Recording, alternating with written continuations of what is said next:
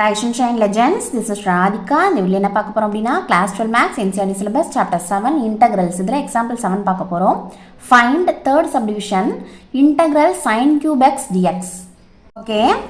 Let I which is equal to integral sin cube x dx அப்படி எடுத்துக்கிறோம். நமக்கு ஒரு trigonometry formula தெரியும். என்ன அப்படினா sin 3 theta which is equal to 3 sin theta minus 4 sin cube theta. ஓகேவா? இப்போ இதுல எனக்கு என்ன வேணும்? sin cube x தான் வேணும். அப்போ அதுக்கு ஃபார்முலா என்னது? sin cube தீட்டாவுக்கு நான் ஈக்குவேட் பண்ணணும். சரியா? இங்கே எனக்கு தேவையில்லாமல் இருக்கிறது எல்லாத்தையும் ஈக்குவல்ட்டுக்கு இந்த சைடில் அனுப்பணும். சரியா? இப்போ பாருங்கள், ஃபஸ்ட்டு இங்கே வந்து என்ன இருக்குது? sin 3 தீட்டா இருக்குது. ஓகேவா? இங்கே 3 sin தீட்டா ப்ளஸில் இருக்குது. அப்போ இந்த சைடில் வந்தால் மைனஸில் வந்துடுமா? விச் இஸ் ஈக்குவல் டு யார் இருப்பா? -4 sin cube தீட்டா இருக்கும். ஓகேவாப்பா? இப்போ நெக்ஸ்ட்டு பாருங்கள், இந்த -4 இங்கே பையில் தள்ளிடும். எனக்கு இன்டூவில் தான் இருக்குது. -4 வந்து இந்த sin cube தீட்டாவோட இன்டூவில் இருக்குது. ஸோ இந்த சைடில் வரும்போது பையில் வரும். அப்போது sin 3 theta -3 sin theta by -4 அப்படின்னு வரும். Which is equal to sin cube theta. ஓகேவா? இப்போ பாருங்கள், இந்த மைனஸு மேலே போகுது. ஓகேவா? அப்போ என்ன ஆகும் அப்படின்னா, இங்கே ப்ளஸில் இருக்கிறத மைனஸ் ஆக்கி விட்டுரும், மைனஸில் இருக்கிறத ப்ளஸ் ஆக்கி விட்டுரும். சரியா? அப்போ இந்த டேர்ம் வந்து எனக்கு ஃபஸ்ட்டு வந்துடும். ஓகேவா? அப்போ 3 sin தீட்டா ஃபஸ்ட்டில் வந்துடும். இந்த டேர்ம் வந்து எனக்கு செகண்டில் போய்டும். ஏன்னா இது மைனஸ் ஆகிடும். இந்த மைனஸ் மேலே வந்துச்சு அப்படின்னா ரெண்டு டேர்முக்குமே சொந்தம் அது. சரியா? இந்த மைனஸு மேலே வந்துச்சு அப்படின்னா இந்த டேர்முக்கும் சொந்தம், இந்த டேர்முக்கும் சொந்தம். இப்போ அந்த மைனஸ் இதை மைனஸ் ஆக்கி விட்டுரும், இந்த டேர்மை ப்ளஸ் ஆக்கி விட்டுரும். இந்த ப்ளஸ் டேர்ம் வந்து 3 sin தீட்டா அப்படின்றதுனால ஃபஸ்ட்டு எழுதிக்கிறோம். இது மைனஸ் ஆகிடும் அப்படின்றதுனால பின்னாடி எழுதிக்கிறோம். ஓகேவா? புரியுதாப்பா? பை இந்த மைனஸை மேலே போச்சுல, அப்போ +4 ஆகிடும். Which is equal to sin cube theta. ஓகேவா? புரியுதா இது? ஓகே. இப்போ நமக்கு கொடுத்துருக்க ஃபங்க்ஷனை பாருங்கள், sin cube எக்ஸ்னு இருக்குது. ஓகேவா? இதில் இருக்குது sin cube தீட்டா இருக்குது. அதாவது தீட்டாக்கு பதிலாக நமக்கு கொடுத்துருக்க ஃபங்க்ஷனில் எக்ஸ் இருக்குது. அவ்வளோதான். அப்போ இந்த ஃபார்முலாவை நம்ம அப்ளை பண்ணிக்கலாம் இங்கே. பட் தீட்டாக்கு பதிலாக என்ன போடணும்? எக்ஸ் போடணும். கிளியராப்பா? இப்போ சொல்லுங்கள், என்ன எழுதலாம்? இப்போ I which is equal to 3 sin x. ஓகேவா? இன்டகிரல் 3 sin x தீட்டாக்கு பதிலாக எக்ஸு மைனஸ் sin 3x. ஓகேவா? பை 4. கிளியராக புரியுதா இது என்ன பண்ணியிருக்கேன்னு சொல்லிட்டு? இப்போ பாருங்கள், dx மிஸ் பண்ணாதீங்க. ஓகேவா?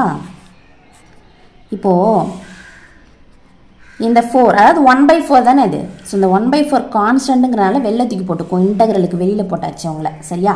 இப்போ ரிமைனிங் என்ன இருக்கும் நமக்கு? 3 sin x minus sin 3x இருக்கும் dx. அதாவது இங்கே பாருங்கள், இந்த எக்ஸ்ப்ரெஷனில் 2 டேர்ம்ஸ் இருக்குது. இந்த 2 டேர்முக்குமே இந்த 1/4ம் சொந்தம், இன்டகிரலும் சொந்தம், dxம் சொந்தம். கரெக்டாப்பா? இப்போ இங்கே பாருங்கள், என்ன பண்ண போகிறோம் அப்படின்னா தனித்தனியாக பிரித்து எழுதி போகிறோம். அப்போ என்ன ஆகும்? 1/4 இன்டகிரல் 3 sin x dx. சென்டரில் மைனஸ் இருக்குது. இந்த 1/4 இங்கே வந்துடும். சரியா? இன்டகிரல் sin 3x dx அப்படின்னு வந்துடும். புரியுதா? இப்போ நம்ம இன்டகிரேட் பண்ணோம். அதுக்கு முன்னாடி இங்கே பாருங்களேன், இங்கே 3 sin xன்னு இருக்குல்ல, இந்த 3யும் நம்ம என்ன பண்ணலாம்? வெளியில் எடுத்து எழுதிடலாம். அப்போ வந்து இது நியூமரேட்டில் தான் வரும். சரியா? அப்போ 1 × 3 3 வந்துடும். அப்போ இது எப்படி ஆகிடும்? 3/4 அப்படின்னு வந்துடும். நெக்ஸ்ட்டு வந்து நம்ம இதை இன்டகிரேட் பண்ணோம். அதாவது இன்டகிரல் sin x dxன்னு இருக்கும். இது எப்படி இருக்கும்? -1/4 இன்டகிரல் sin 3x dx அப்படின்னு இருக்கும். இதுதான் நம்மளுடைய I. ஓகேவா? இப்போ ஃபார்முலா சொல்லுங்கள்.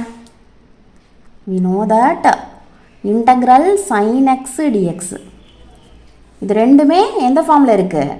இன்டகிரல் sin x dxல தான் இருக்குது. ஸோ இன்டகிரேட் பண்ணோம் அப்படின்னா என்ன வரும் நமக்கு?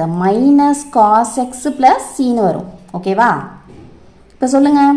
இப்போ 3/4 இது இன்டகிரேட் பண்ணோன்னா என்ன வரும்? ப்ராக்கெட் ஓப்பன் பண்ணிட்டு எழுதுங்க. ஏன்னா மைனஸில் இருக்கு இல்லையா? இப்போ கன்ஃபியூஸ் ஆகிடும் சம்மு. ஸோ -cos x அப்படின்னு எழுதிக்கிறோம்.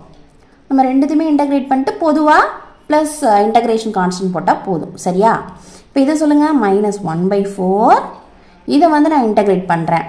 ஸோ வந்து என்ன மைனஸ் காஸ் எக்ஸ்ன்னு தான் எழுதணும். இப்போ இது மைனஸ் காஸ் 3xன்னு வந்துடும். கரெக்டாக ப்ராக்கெட் ஓப்பன் பண்ணிக்கோங்க. மைனஸ் காஸ் 3xன்னு வந்துடும். இதோட ஸ்டாப் பண்ணக்கூடாது. என்ன பண்ணணும், இந்த 3xை அகெயின் நீங்கள் டிஃப்ரென்ஷியேட் பண்ணி பையில் எழுதணும். ஏன்னா எக்ஸுக்கு பதிலாக 3x இருக்கு இல்லையா, அந்த 3xை டிஃப்ரென்ஷியேட் பண்ணி பையில் எழுதணும். டிஃப்ரென்ஷியேட் பண்ணுங்கள், என்ன வரும், அதாவது dy by dx of x which is equal to 1. x with respect to x differentiate பண்ணால் 1 தான். பட் 3யோட மல்டிப்ளையில் உட்காந்துருக்கு இல்லையா, இது அந்த 3யை டிஸ்டர்ப் பண்ணாமல் இங்கே எழுதிக்கோங்க. எக்ஸை டிஃப்ரென்ஷியேட் பண்ணால் 1. சரியா, அது என்ன பண்ணணும், பையில் தான் எழுதணும். நம்ம பண்ணிகிட்டு இருக்கிறது இன்டகிரேஷனில் எங்கெல்லாம் வந்து எக்ஸ் இருக்கோ அதை வந்து டிஃப்ரென்ஷியேட் பண்ணி தான் என்ன பண்ணணும், நம்ம பையில் எழுதணும். சரியா, இப்போ நம்மளுடைய இன்டகிரேஷன் கான்ஸ்டன்ட் சிஏ எழுதிக்கிறோம் மறந்துடாமல். ஓகேவா, புரியுதா இது வரைக்கும்? கிளியரா சொல்லுங்கள். I which is equal to இந்த மைனஸ் முன்னாடி வந்துடும். அப்போ மைனஸ் 3/4 காஸ் எக்ஸ்னு வந்துடும் இல்லையா. இங்கே பாருங்க மைனஸ் இன்ட்டு மைனஸ் ப்ளஸ் ஆகிடும். இங்கே நியூமரேட்டில் 1 தான் இருக்குது. பட் டினாமினேட்டில் பாருங்கள் 3 × 1 3, இங்கே ஒரு 4 இருக்குது. 4 3 சார் என்னது 12. கரெக்டாக இங்கே நியூமரேட்டில் காஸ் 3x இருக்குது. இந்த மைனஸும் சேர்ந்தால் ப்ளஸ் ஆகிடுச்சு. ஓகேவா, ப்ளஸ்